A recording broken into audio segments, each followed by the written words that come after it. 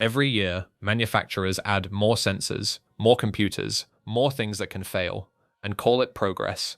But go back 40, 50 years, and you'll find trucks that Japan built with almost nothing on them to break in the first place. No electronics, no emissions equipment fighting the engine, just a ladder frame, a simple motor, and four-wheel drive doing exactly what it was designed to do. Some of these 10 are still running today on their original engines. One of them was buried by an ocean tide on live television and started right back up. And the truck at number 1 didn't just survive its own era, it became the standard every other name on this list was quietly trying to beat. These are 10 old Japanese 4x4s that were built to last forever, and most of them are still proving it. Number 10. Suzuki LJ80. Start with the engine most viewers have never heard of, the F8A. In 1977, it was Suzuki's first four-stroke engine ever put into production, and the company chose to debut it not in a car, but in a tiny off-roader barely longer than a golf cart. That vehicle was the LJ80, and it's easy to write off as a toy. It weighed less than 1,700 pounds. Its four-cylinder engine made just 41 horsepower. And yet this little Suzuki was built on the same ladder frame, live axle formula that defined serious four-wheel drives for decades. The same basic architecture underneath the original Willys Jeep and the early Land Rover. Here's the part that gets buried. While the Jeep and the Land Rover kept growing heavier and more complicated through the 1970s, Suzuki refused to. The LJ80 stayed small on purpose, and that decision is the reason the modern Jimny still exists today, as a genuinely lightweight off-roader, instead of a bloated crossover wearing an old badge. The LJ80 wasn't just a Japan-only curiosity, either. It found real success in Europe and Australia, where it was sold under names like the Sierra, and that export success is part of what convinced Suzuki that four-wheel drive could be a global business, not just a domestic one. The engineering underneath was almost embarrassingly simple. A carbureted four-cylinder, a four-speed manual, leaf springs on all four corners, no computer, no sensor, nothing to fail that couldn't be fixed with hand tools on the side of a mountain road. And that's the quiet humiliation buried in this entry. A 41 horsepower K-Class off-roader from 1977, sold in numbers small enough that most gearheads have never seen one in person, is still running today in ways that plenty of modern SUVs with 10 times the power and 100 times the electronics never will. Owners restoring these things aren't hunting for a control module or a wiring harness. They're rebuilding a carburetor and pressing on. The LJ80 even opened new ground for Suzuki entirely. It entered the Canadian market in 1979, marking Suzuki's first real foray into North America's automotive scene, years before most Western buyers had any concept of a Japanese K-Class off-roader. That's easy to forget now, when Suzuki's four-wheel drive lineage is taken for granted, but at the time it was a genuine gamble on an unproven segment. The LJ80's survival isn't a mystery. It's the direct result of Suzuki building something so mechanically honest there was almost nothing on it to go wrong in the first place. That's why examples from the late 1970s are still turning heads at classic 4x4 meets nearly 50 years later, running on their original drivetrains with nothing more than routine maintenance. If a 41 horsepower Suzuki from 1977 can still be found running today, what does that say about the vehicles marketed as built to last right now? Number 9. Daihatsu Taft F50 F60. The name sounds like a joke until you learn what it actually stands for. Taft is short for Tough and Almighty Four-Wheel Touring Vehicle, and Daihatsu wasn't exaggerating when they built it. Introduced in August 1974, the Taft was Daihatsu's answer to the Suzuki Jimny. A bit bigger, a bit more serious, and available with something the Jimny didn't offer at launch: a proper diesel engine. That diesel option is the buried fact that separates the Taft from most of its rivals on this list. While the F10 started out with a 1.0-liter petrol engine, Daihatsu introduced the F50 in the late 1970s with a 2.5-liter diesel, and later the F60 with a larger 2.8-liter unit. In an era when most small off-roaders were still gas-only, a diesel-powered Mini 4x4 was a genuinely rare combination, and it's exactly the kind of low-stress, low-revving engine that tends to run forever with basic maintenance. The Taft wasn't just a Japan market oddity either. It was sold across Europe as the Scat, in Australia as the Wildcat, and even rebadged by Toyota itself as the Blizzard for several export markets. A rare case of one of Toyota's biggest rivals building a vehicle worthy of wearing the Toyota badge. Production ran for a full decade, from 1974 to 1984, before Daihatsu replaced it with the Rugger. The lineup didn't stop at one configuration either. Alongside the diesel F50 and F60, Daihatsu also sold a petrol F20 with a larger 1.6-litre engine, and from 1979 onward, tray-back pickup versions badged F25 and F55 gave buyers an open cargo bed for genuine commercial work. That range of options, wagon, hardtop, and pickup, across both petrol and diesel, is part of why the platform found buyers in so many different markets and job types. Here's the quiet humiliation. Despite outliving most consumer expectations of what a mini off-roader from the mid-1970s should be capable of, the Taft is barely a footnote today, outside of a small circle of collectors and diesel 4x4 obsessives. It never got the cultural spotlight the Jimny did, even though its simple, low-stressed diesel drivetrain gives it arguably better long-term durability credentials on paper. Survivors do exist, and when they turn up for sale, they tend to come from owners who kept them running on nothing more than oil changes and basic diesel maintenance for decades. No electronics to fail, no complicated emissions equipment, just a ladder frame, a diesel 4-cylinder, and 4-wheel drive doing exactly what it was built to do. A whole generation of off-road diesel technology, and most people watching this have never once heard the name Taft. That tells you everything about how history remembers the vehicles that quietly worked, instead of the ones that got marketed the loudest. Number 8. Isuzu Trooper. Somewhere in a driveway in Australia right now, there's an Isuzu badge on the front, and a Holden badge on the back of the exact same truck, and neither owner probably realizes how many other names this vehicle wore around the world. In Japan, it launched in 1981 as the Isuzu Bighorn. In Australia, it became the Holden Jackaroo. In Europe, it was sold as a Vauxhall or an Opel. In North America, Acura even put its own badge on a Trooper and called it the SLX. 4 continents, 4 brand names, 1 honest, overbuilt body-on-frame chassis underneath all of them. The first-generation Trooper, built from 1981 to 1991, was about as basic as SUVs got. A 4-cylinder engine, a 5-speed manual, and part-time 4-wheel drive, with none of the electronic complexity that would define the segment a decade later. That simplicity is exactly why so many first-gen Troopers are still on the road today. Buying guides consistently describe these early trucks as mechanically robust, and the diesel and petrol engines from this era have a reputation for surviving well past the point most manufacturers expect their vehicles to be scrapped.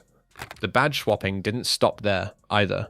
Honda even sold its own rebadged version in Japan during the mid-1990s, called the Horizon, mechanically identical to the Trooper, down to the chassis and engine. It's a rare case of 2 rival Japanese manufacturers agreeing that the same body-on-frame platform was worth putting both of their names on. To be fair, the record isn't spotless. Later turbo-diesel Troopers, particularly the 3.0-litre units, developed a well-known issue with injector seals that owners still watch for today. It's a documented weak point, not a fatal one, and it hasn't stopped first-generation trucks from racking up decades of service. Here's the era anchor worth remembering. The Trooper wasn't just competing with the usual suspects. It was going head-to-head with the Toyota 4Runner and the Mitsubishi Montero throughout the 1980s and 90s, and in some markets, it genuinely held its own on durability, even if it never earned the same cultural following. The second generation, launched in 1992, added comfort and a more powerful V6, but it's the earlier, simpler trucks that tend to get singled out by long-term owners as the ones that just keep running. And that's the quiet humiliation here. Isuzu discontinued the Trooper in 2002, partly due to declining sales, and partly due to a pivot toward commercial vehicles. But the trucks that survived that discontinuation didn't get the memo. They're still doing exactly what they were built for, decades after the brand that made them stopped selling passenger SUVs in most Western markets altogether. The truck sold under 4 different names on 4 different continents, and most people can only name one of them. If you've ever owned a Trooper, a Bighorn, a Jackaroo, or an SLX, drop which badge yours wore in the comments. Number 7. Nissan Hardbody D21. Owners of this truck don't talk about it in thousands of miles. They talk about it in hundreds of thousands, and sometimes they stop counting altogether. The Nissan Hardbody, internally known as the D21, was designed around one core idea: reliability above everything else. Nissan went to work on it as the direct successor to the Datsun pickup, a truck that already had a quiet reputation for toughness, and the engineering brief was simple: meet or beat that reputation.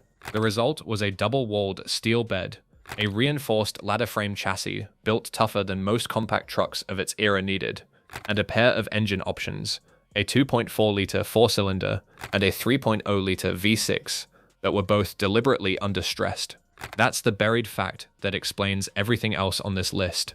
An engine that isn't pushed to its limit from the factory tends to last decades longer than one that is, and Nissan built the Hardbody's drivetrain with exactly that philosophy. The results speak for themselves in owner forums that read less like car reviews and more like folklore. Trucks with over 300,000 miles on the original engine and transmission. One owner reporting 412,000 miles on an original 3.0-litre V6, still running, still on its original block. Independent reliability surveys have scored the D21 as high as 8.9 out of 10 across every model year it was produced, an almost unheard of number for a compact pickup from the 1980s and 90s. It's also worth knowing where the name actually came from, because it wasn't a Nissan marketing invention. The truck started life in the US as the Datsun D20 in 1983, then transitioned to the Nissan badge partway through 1985, becoming the D21.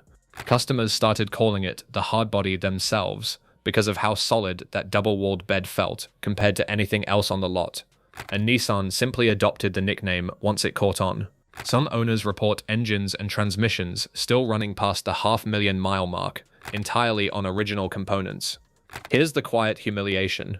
This was never marketed as a luxury off-roader or a rally-winning icon. It was a work truck, built for people who needed something that simply would not quit. And it quietly outlasted flashier trucks that got far more attention when new. Production ran from 1985 through 1997, and the Hardbody nickname wasn't even Nissan's idea originally. It came from the customers themselves, who started calling it that because of how tough the double-walled bed felt. And Nissan eventually just adopted the name as official. If your family ever owned a Hardbody, tell us how many miles it's still carrying. Some of the numbers in the comments on trucks like this are almost impossible to believe. Number 6. Mitsubishi Delica. Most vans on the road are built to carry people in comfort. This one was built on the chassis of a rally-winning off-roader, and it shows the moment you take it off pavement. The Mitsubishi Delica, specifically the L300 generation sold through the late 1980s and 90s, doesn't just look like a boxy JDM van from the outside. Underneath, it shares its four-wheel drive hardware with the Pajero, complete with a genuine 2-speed transfer case, high and low range, and on higher trims, a limited-slip rear differential. That's the buried fact that separates the Delica from every other minivan of its era. This wasn't a car company bolting all-wheel drive onto a family hauler for marketing purposes. It was a legitimate four-wheel drive system, borrowed from one of the most capable rally vehicles of the 1980s, wrapped in a van body that could seat 7 and still climb a logging road that would strand most SUVs. Power came from a 2.5-litre turbo diesel, the 4D56, an engine known throughout the overlanding community as economical, torquey, and, with proper cooling maintenance, capable of running for a very long time. That maintenance caveat matters here, because it's the honest version of this story. The 4D56 has a documented weak point. Push it hard on long climbs without keeping an eye on temperatures, and the cylinder head can crack. It's not a flaw that appears out of nowhere, though. It's a known issue, well understood by the community that's kept these vans alive for decades, and one that's easily avoided with basic cooling system attention. The four-wheel drive system itself deserves more credit than it usually gets. Mitsubishi's Super Select setup on the Delica offers 4 distinct modes: two-wheel drive for the highway, four-wheel drive high range with an open center differential for mixed conditions, four-wheel drive high with the center differential locked for serious grip, and four-wheel drive low for genuine crawling terrain. That's more drivetrain flexibility than most dedicated off-road SUVs offered at the time, built into a vehicle most people outside Japan assumed was just a van. Here's the quiet humiliation. While Western automakers spent the 1990s trying to convince buyers that all-wheel drive minivans were a groundbreaking new idea, Mitsubishi had already built the genuine article a decade earlier, and it barely got noticed outside Japan. It took the rise of overlanding culture, decades later, for the Delica to finally get the recognition it always deserved, with a cult following built almost entirely on word of mouth from owners who took one off-road and never looked back. Would you trust a minivan to outclimb an SUV? The Delica's owners already know the answer, and the comments are the place to argue about it. Number 5. Suzuki Samurai. In 1986, a brand new four-wheel drive cost just $6,200, and Suzuki sold 47,000 of them in the United States in that first year alone. That vehicle was the Samurai, and its price tag alone tells you everything about who it was built for. Not weekend hobbyists with deep pockets, but ordinary buyers who needed something cheap, simple, and genuinely capable off-road. The Samurai's story actually starts a few years earlier and a continent away, with the SJ410, introduced in 1982 with a 970cc engine and a stripped-down, no-frills approach to four-wheel drive. In 1984, Suzuki revamped the line with the SJ413, adding a larger 1.3-liter engine, a 5-speed manual, and power brakes, before bringing the platform to America under the Samurai name 2 years later. Here's the buried fact that explains its cult following. The Samurai became genuinely respected within the serious off-road community, not just for being cheap, but for being reliable and simple compared to almost every rival on sale at the time. Owners have long pointed to it as one of the best beginner four-wheel drives ever built, precisely because there's so little on it that can go wrong. That said, the honest version of this story includes a real controversy. In 1988, Consumer Reports ran the Samurai through an emergency avoidance test and reported an unacceptable amount of body roll, a finding that led to years of bad press and a lawsuit from Suzuki that the Consumers Union ultimately won. It's a genuine black mark on the Samurai's reputation, and leaving it out would be dishonest. But it's also worth noting that the controversy was about handling in a specific extreme maneuver, not about the drivetrain's underlying durability, which off-road enthusiasts have continued to trust for nearly 4 decades. The platform's reach went beyond Japan's own factories too. Santana Motors in Spain built the SJ410 domestically from 1985 onward, selling it as a genuine European market vehicle rather than an import, which is part of why the little Suzuki became such a common sight across rural Europe throughout the 1980s and 90s. Production of the SJ platform ran all the way to 1998, an extraordinary 16-year run for a vehicle this simple, and Santana Motors in Spain kept building versions of it even longer. That's the quiet humiliation buried in this entry. A truck that survived a public controversy loud enough to make national news, and outlasted it anyway, still running on trails today. Whether you think the Samurai deserved that 1988 controversy or not, its owners are still driving them. Let us know where you land in the comments. Number 4. Mitsubishi Pajero. In 1985, on only its 3rd attempt, a Japanese SUV that most Western buyers had never heard of won the toughest off-road race on the planet. That was the Mitsubishi Pajero, and its win at the Paris-Dakar Rally wasn't a fluke entry from a manufacturer chasing headlines. Mitsubishi had entered the Pajero at Dakar back in 1983, the same year it went on sale, finishing 1st and 2nd in its class right out of the gate. 2 years later, driver Patrick Zaniroli took it to outright victory, with fellow Pajero driver Andrew Cowan finishing 2nd, ahead of a Toyota Land Cruiser in 3rd. That result earned the Pajero the nickname King of the Desert, and it's not an exaggeration. Over the following decades, Mitsubishi would go on to win the Dakar Rally 12 times overall, more than any other manufacturer in the event's history, a record that still stands. Here's the buried fact that makes this more than just a racing trophy story. The first-generation Pajero, launched in May 1982, wasn't built as a stripped-down race truck. It was developed as a genuine luxury off-roader from day one, positioned to compete directly with the Range Rover and the Toyota Land Cruiser, complete with a robust ladder frame chassis and an optional Super Select four-wheel drive system that let drivers switch between 2- and 4-wheel drive on the fly without stopping. That combination, genuine desert race pedigree paired with everyday drivability, is exactly why first-generation Pajeros have proven so durable. This wasn't an engine and chassis combination pushed to its absolute limit for a single race and then abandoned. It was proven across a full decade of the harshest rally conditions on Earth, then sold to ordinary customers running the same fundamental hardware. The road-going lineup grew right alongside the race program. A long wheelbase, 5-door version arrived in July 1983, opening the Pajero up to families and serious tourers rather than just weekend off-roaders. And by the mid-1980s, buyers could option it with air conditioning, power windows, and even a digital compass, genuinely advanced equipment for a vehicle also proving itself across the Sahara. Here's the quiet humiliation. Despite that Dakar dominance, and despite being sold under 3 different names, Pajero, Montero, and Shogun, depending on the market, the first-generation Pajero rarely gets mentioned in the same breath as the Land Cruiser when people talk about legendary Japanese off-road reliability.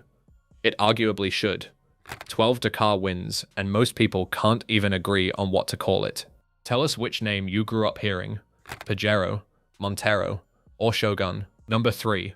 Nissan Patrol Y60. Before we get to the numbers, one thing needs clearing up. If you've heard people argue about whether the Patrol or the Safari is tougher, they're arguing about the same truck. Nissan Safari is simply the Japanese domestic market name for the Nissan Patrol, and this particular generation, known as the Y60, is where the badge and the reputation both got permanently cemented. Launched in 1987, the Y60 was the first Patrol to move away from leaf springs entirely, adopting coil spring suspension on all 4 corners, along with a stronger frame and limited slip differentials. That sounds like a comfort upgrade, and it partly was, but the real story is what it didn't sacrifice to get there. The Y60 kept solid axles front and rear, kept the body-on-frame construction that makes these trucks so repairable in the field, and paired it all with the engine that built its legend, the TD42, a 4.2-liter naturally aspirated diesel inline-6 with no turbo, no electronic fuel injection to fail, and a mechanical fuel pump that keeps running with almost nothing that can stop it. Here's the buried fact that separates the Y60 from nearly everything else on this list. Multiple sources documenting these trucks in the field, in Australia and across the Middle East, describe them routinely passing 500,000 kilometers on nothing more than regular oil changes. Not as a rare outlier story, but as an expected outcome for a well-maintained example. None of that means these trucks survive on luck alone. Every Y60 still on the road today is close to 40 years old, and the main threat to that legendary service life isn't the drivetrain, it's rust at the frame rails, body mounts, and rear crossmember. Enthusiast buying guides consistently point to corrosion, not mechanical failure, as the real limiting factor on how much longer these trucks can keep going. The era anchor here matters too. This was a truck built for a specific decade, the late 1980s and 90s, right before manufacturers started loading 4-wheel drives with computers, sensors, and complexity in the name of refined driving. The Y60 arrived just before that shift, giving it a mechanical simplicity that later Patrols, for all their added comfort, never fully matched. Here's the quiet humiliation.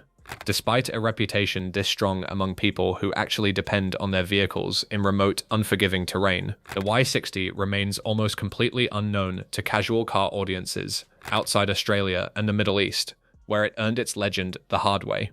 One impossibly long service life at a time. Patrol or Safari? If you've owned one, tell us how many kilometers or miles it's carrying, because these numbers get genuinely absurd. Number 2. Toyota Hilux. In 2003, a British television crew bought a 15-year-old diesel pickup truck off a farm for about £1,500. It had 190,000 miles on the odometer and visible rust on the body. Then they tried to destroy it. They drove it down a flight of concrete steps. They rammed it sideways into a building hard enough to knock bricks loose. They submerged it completely in the rising tide of the Bristol Channel for hours. Every single time, with nothing more than basic hand tools and minor repairs, the truck started again. That truck was a Toyota Hilux, and the segment became one of the most famous pieces of automotive television ever produced. But the real story isn't the stunt, it's what the stunt revealed. Long before that broadcast, production crews and journalists covering wars, natural disasters, and remote expeditions around the world had noticed the same battered pickup showing up in the background of nearly every story, and it was almost always a Hilux. Top Gear's producers didn't invent the Hilux's reputation for indestructibility. They tested a reputation that already existed and proved it was true on camera. Here's the buried fact that made that outcome almost inevitable rather than lucky. The Hilux built through this era used a straightforward diesel inline-4, mated to simple mechanical fuel delivery, with none of the complexity that later generations of pickups would add. There was very little on the truck capable of failing catastrophically, and even the parts that did break, like the suspension after being driven down a flight of stairs, could be hammered back into rough working order with tools any farm mechanic would already own. The legend didn't stay confined to 2003 either. Nearly 2 decades later, other creators went looking for their own version of the same story, hauling Hiluxes into car wrecks, dropping them from height, and running them through modern torture tests, essentially retesting Top Gear's original claim for a new generation of skeptics. The footage of the original truck's destruction even ended up used in an advertisement for the Toyota Tacoma, Toyota's own American pickup, borrowing the Hilux's reputation to sell a completely different truck on a different continent. Toyota leaned into the result.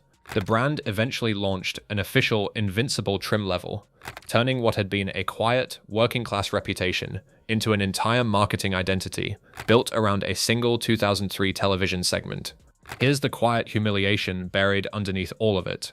For years before that broadcast, this was simply considered a boring, dependable farm truck, not a legend. It took nearly destroying one on national television to make the rest of the world notice what the people actually driving them already knew. If you've ever seen a Hilux still running decades past when it should have quit, tell us where. Number 1. Toyota Land Cruiser. Before Toyota was known as the most reliable car company on the planet, it needed one vehicle to prove that reputation was earned, and that vehicle was the Land Cruiser. The FJ40, introduced in 1960, wasn't a comfortable vehicle by any measure.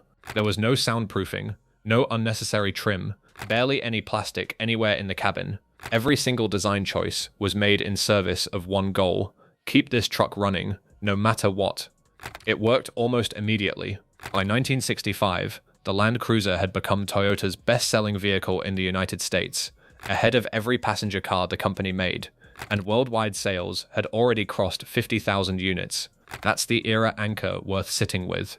This utilitarian, stripped-down off-roader is the vehicle that first convinced global buyers Toyota could be trusted, years before the Corolla or the Camry ever built that same trust for daily drivers.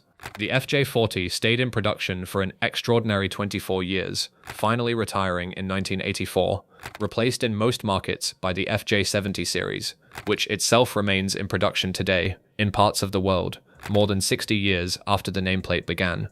In between, the FJ60 arrived in 1980, adding comfort, air conditioning, and power steering without sacrificing the solid front axle and mechanical simplicity that made the original famous. Even the updates stayed true to the formula. When the FJ62 arrived in 1988, it brought fuel injection to the Land Cruiser for the first time, upgrading from the carbureted 2F engine to the fuel-injected 3FE without touching the solid front axle or the body-on-frame construction that made the earlier trucks so trusted in the first place. Toyota kept improving the Land Cruiser without ever breaking the formula that made people trust it. Here's the buried fact that ties every entry on this list back to this one, sitting at number 1. When the Mitsubishi Pajero won the Dakar Rally outright in 1985, the vehicle that finished 3rd overall, right behind it, was a Toyota Land Cruiser 60 Series. Even losing to the newest challenger on this list, the Land Cruiser still finished on the podium of the most brutal off-road race on Earth. And here's the quiet humiliation this entire video has been building toward. Every single vehicle on this countdown, the LJ80, the Taft, the Trooper, the Hardbody, the Delica, the Samurai, the Pajero, the Patrol, the Hilux, all of them earned their reputation by being compared to this one. The Land Cruiser isn't just the last name on this list, It's the standard every other name on it was quietly trying to live up to. Which of these 10 would you actually trust to outlast every car in your driveway? Put your pick in the comments and tell us why. 10 trucks, 4 decades, one thing in common, nothing fancy, nothing complicated, and nothing that quit. That's not an accident. That's what happens when a manufacturer builds for durability first and worries about everything else later. If you've got one of these 10 sitting in your driveway right now, or if your family ever owned one, tell us which number it was and how many miles it's still carrying. And if this is the kind of list you want more of, obscure, overbuilt, and built to outlast everything around it, subscribe, because that's exactly what this channel is built on.